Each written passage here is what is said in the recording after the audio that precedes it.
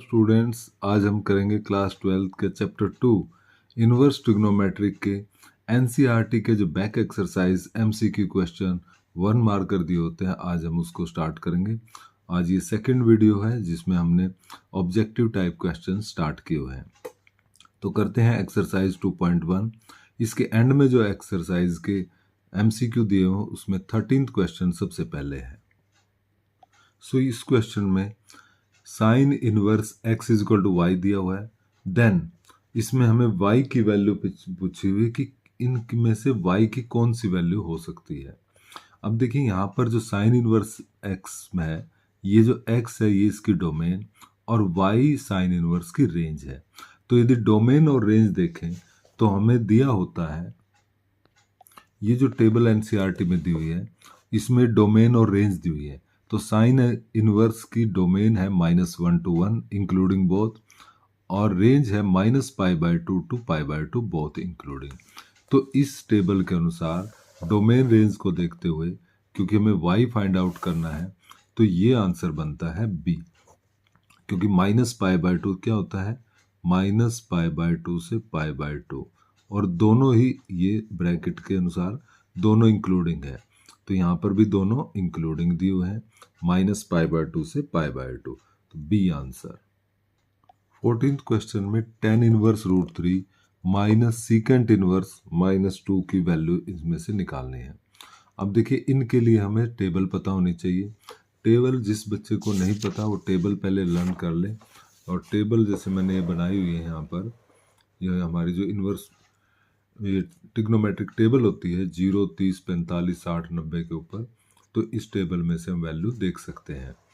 तो ये टेबल आपने भी रफ में बना लेनी होती है पहले। अब इसमें जैसे क्वेश्चन हम देखते हैं, पहले tan इनवर्स √3 की, तो मैं दोबारा यहाँ पर लिख लेता हूँ tan इनवर्स √3 सीकेंट इनवर्स -2। अब tan इन √3 जो होता है वो 60 पर होता है, यानी π/3 पर, और सीकेंट में यहाँ पर माइनस है। तो आपको याद रखना है, जब भी कोस इनवर्स में माइनस हो और कोट इनवर्स में माइनस हो या सीकेंट इनवर्स में माइनस हो, जब इनके अंदर माइनस आ जाता है तो आपने पाई माइनस करके जिस पर भी ये वैल्यू बनती है वो लिखनी होती है। कोस, कोट और सेक के केस में जब माइनस भी यहाँ पर हो, तो सीकेंट इनवर्स की वैल्यू हम देख लेते हैं। जो हमने टेबल बनाई थी उसमें सीकेंट की जो वैल्यू 2 है, ये हमारी 60 पर क्यों 60 पर है, तो 60 पर यानी कि π/3। सो π/3 माइनस, इस ब्रैकेट को सॉल्व करेंगे 3 एलसीएम लेकर, 2π/3, और जब सिंप्लीफाई करेंगे π/3 - 2π/3 तो -π/3 आंसर आएगा। अब इसमें -π/3 हमारा बी है। सो इस क्वेश्चन का बी आंसर है। ये जो अगली एक्सरसाइज है 2.2, इसमें क्वेश्चन नंबर 13, 14 और 15 तीन क्वेश्चन है। तो 13 करते हैं, जिसमें कोस इनवर्स कोस 7π/6 की इन ऑप्शंस में से वैल्यू सेलेक्ट करनी है। तो देखिए इसमें कोस इनवर्स अंदर कोस दिया हुआ है, तो जनरली बच्चे क्या करते हैं, इसमें कोस से कोस इनवर्स काट देते हैं और आंसर 7π/6 लिख देते हैं, बट वो रॉन्ग है। ये नहीं कट सकता क्योंकि यहाँ पर ये 180 से ग्रेटर है। तो 180 से ग्रेटर, क्योंकि कोस की 0 to पाई होती है रेंज, तो यहाँ पर हम इसको लिखेंगे कोस इनवर्स कोस 7π/6 को हम लिखेंगे पाई प्लस π/6। कैसे लिखा ये, क्योंकि 7π/6 को हम लिख सकते हैं 6π प्लस π/6, और फिर जब अलग अलग करेंगे तो इस तरह से बनेगा पाई प्लस π/6। अब ये बन गया कोस 180 प्लस थीटा। ये आफ्टर स्कूल टू कॉलेज के अनुसार 180 प्लस तीसरे क्वाड्रेंट में आता है, तो तीसरे में कोस माइनस का होता है, माइनस कोस π/6 हो जाएगा। कोस इनवर्स माइनस कोस यहाँ पर 30, कोस 30 की वैल्यू होगी √3/2। और जैसा अभी मैंने बताया था पिछले क्वेश्चन में, कोस, कोट और सेक में जब यहाँ पर माइनस होता है तो वैल्यू लिखते टाइम पहले पाई लगाते हैं, फिर माइनस लिखते हैं, और फिर जिस पर ये वैल्यू होती है कोस की, तो ये वैल्यू कोस की होगी पाई बाय 6 पर, 30 पर। और फिर एलसीएम लेने के बाद 6 LCM 6 pi minus pi that is 5 pi by 6। तो इस तरह से 5 पाई बाय 6 हमारा बी आंसर आ जाएगा क्वेश्चन नंबर 13 का। 14th क्वेश्चन में sine pi by 3 minus sign inverse -1/2। तो सोल्व करते हैं। साइन का साइन पाई बाय 3 अभी ऐसे लिखा रहने देंगे, माइनस साइन -1/2, साइन इनवर्स -1/2। तो यहाँ पर माइनस है तो डायरेक्ट माइनस लगता है, किसमें? साइन में, टेन में और कोसेक में। बाकी कोस, कोट और सेक में यदि माइनस होता है तो पाई माइनस, अदरवाइज माइनस लगाओ। साइन में 1/2 वैल्यू 30 पर होती है, मीन्स पाई बाय 6 पर। तो इस तरह से किया, sine pi by 3 minus minus यहाँ पर प्लस हो जाएगा, पाई बाय 6। तो इस तरह से साइन की वैल्यू 6 एलसीएम लेकर 2 pi plus pi that is sine 3 pi by 6। जब कैंसिल करेंगे तो ये बन जाएगा sine pi by 2 means sign 90, और साइन 90 की वैल्यू होती है 1। तो इस तरह से डी ऑप्शन यानी कि 1 है आंसर। करते हैं question number 15। Tan inverse √3 minus cot inverse -√3। तो वैल्यू लिखेंगे हमें टेन इनवर्स √3 और कोट इनवर्स -√3।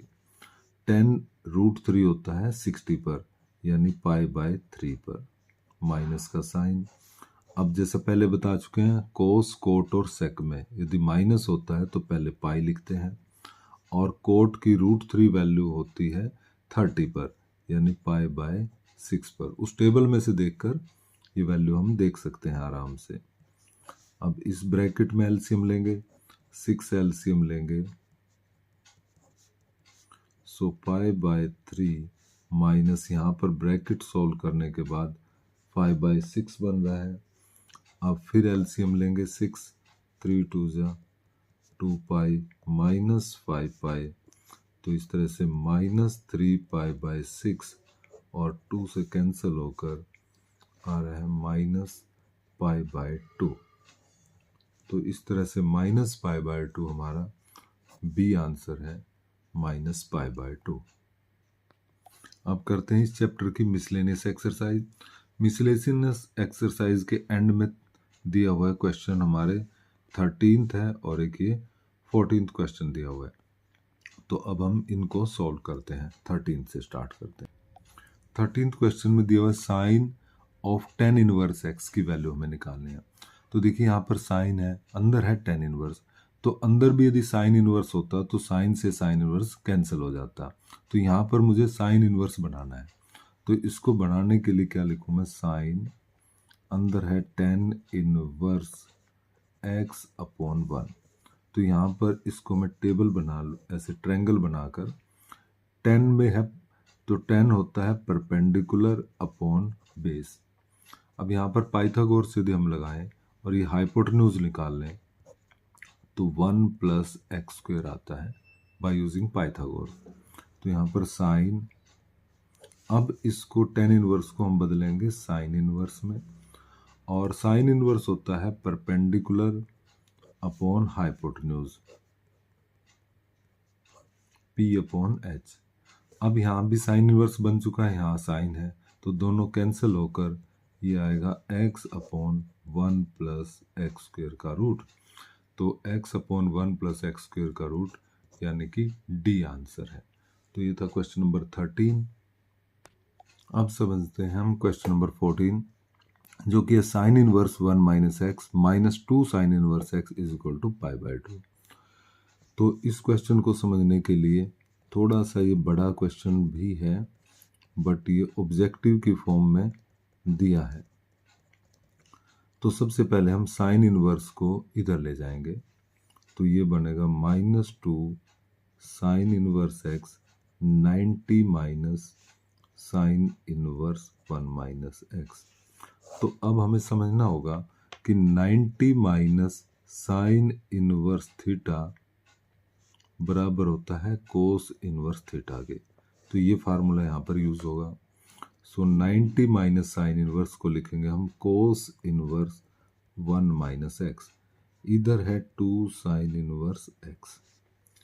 अब यहाँ से कोस इनवर्स को इधर ले आएंगे तो ये बन जाएगा cos minus 2 sine inverse x is equal to 1 minus x.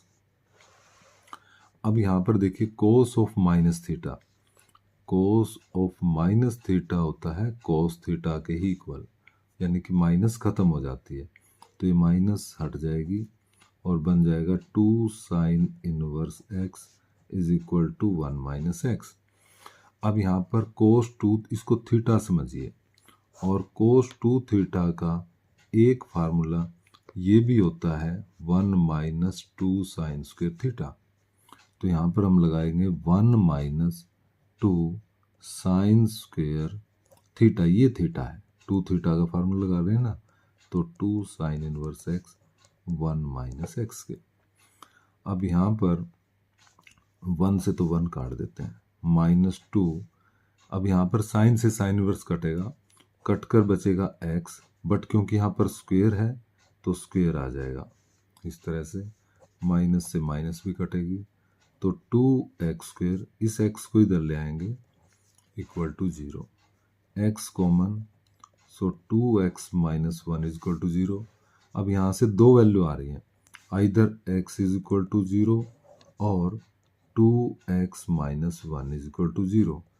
तो x की वैल्यू आती है 2, 0 और 1/2। अब हम दोनों वैल्यू को टेस्ट करेंगे कौन सी इसको सेटिस्फाई करती है। जो हमारा क्वेश्चन है हमारा sine inverse 1 minus x 2 sine inverse x is equal to π/2। तो यहाँ पर मैं एक बार 0 वैल्यू रख के देखता हूँ और 1/2। तो यदि मैं 1/2 रखता हूँ x की वैल्यू, तो यहाँ 1/2 रखने से 1 minus 1/2 1/2, 2 sine inverse 1/2 is equal to π/2। तो यहाँ पर π/2 30 पर होती है value, minus 2 into π/6, so π/6 minus π/3 is equal to π/2 आ रहा है, जो कि नॉट इक्वल है, क्योंकि यहाँ पर ये है हमारा 30 और ये है 60। तो 30 minus 60 is not equal to π/2, यानी 1/2 जो हमारी वैल्यू है ये रिजेक्ट वैल्यू है, ये रिजेक्ट हो जाएगा। बाकी बचा 0, तो 0 को यदि मैं यहाँ रख के देखता हूँ, इसको भी टेस्ट कर लेते हैं। तो साइन इनवर्स यहाँ पर जब 0 रखूँगा तो 1 माइनस 0 1, साइन इनवर्स यहाँ पर 0 और इक्वल टू π/2। तो साइन इनवर्स 1 होता है π/2, साइन 0 0 इज इक्वल टू π/2। तो बोथ साइड इक्वल आ गई, यानी कि 0 तो हमारा सेटिस्फाई है, 1/2 नहीं। तो हमारा आंसर है x इज इक्वल टू 0 और x is equal to 0 C option है, तो हमारा है सी ऑप्शन। सो बच्चों, इस तरह से ये एक्सरसाइज थी हमारी, ये चैप्टर 2 के ऑब्जेक्टिव क्वेश्चंस थे। अब अगली वीडियो में हम चैप्टर 3 करेंगे, जिसमें हम एनसीईआरटी के जितने भी ऑब्जेक्टिव क्वेश्चंस हैं एनसीईआरटी के एक्सरसाइज के एंड में दिए होंगे उनको सॉल्व करेंगे। Thank you so much.